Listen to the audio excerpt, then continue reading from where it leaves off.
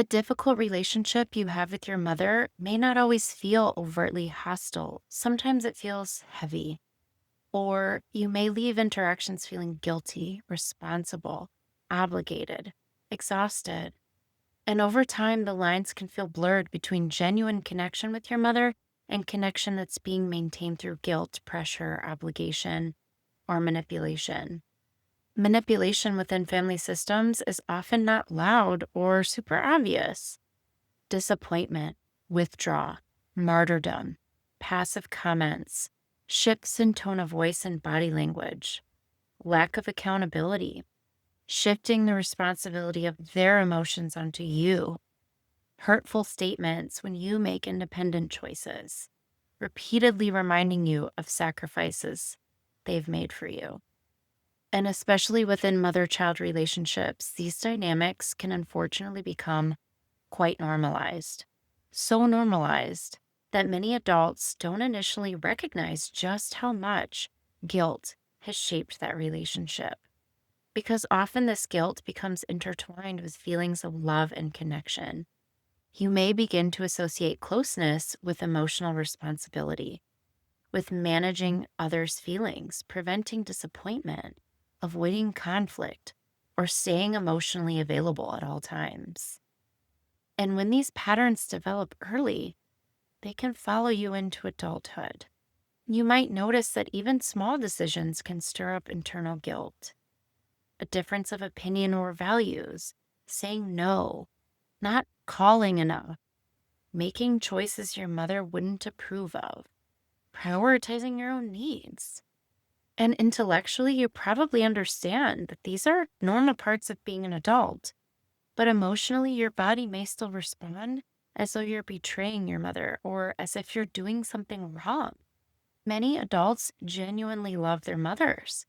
There may be some care in the relationship, positive memories, moments of warmth, support in certain ways, which can make it really difficult to acknowledge manipulative patterns when they do exist, especially when those patterns are in fact subtle.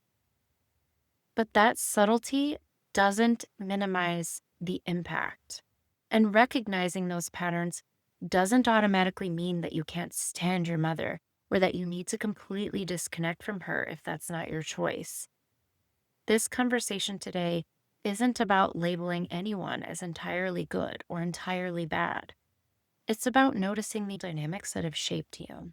And for many people, one of the hardest parts of this process is realizing just how much of their emotional energy has gone towards constantly holding most, if not all, responsibility for maintaining connection with their mother. Trying not to upset her, trying to prevent guilt, trying to avoid withdrawal or tension. And over time, this can create a pattern where you slowly lose connection with yourself, your preferences, your own limits, needs, feelings, and identity. Because so much energy has gone towards minimizing the impact this guilt and manipulation continues to have on you. This often becomes especially visible in adulthood when you begin reconnecting with yourself.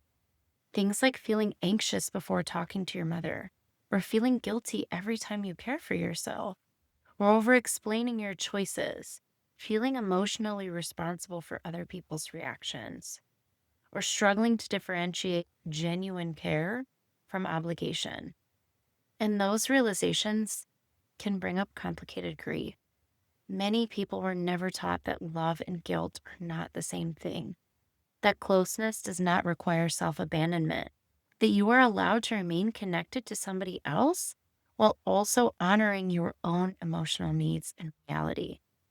And this process is multi-layered around mothers because there are such strong cultural expectations around motherhood, loyalty, gratitude, sacrifice, caregiving, and what a good relationship with your mother is supposed to look and feel like.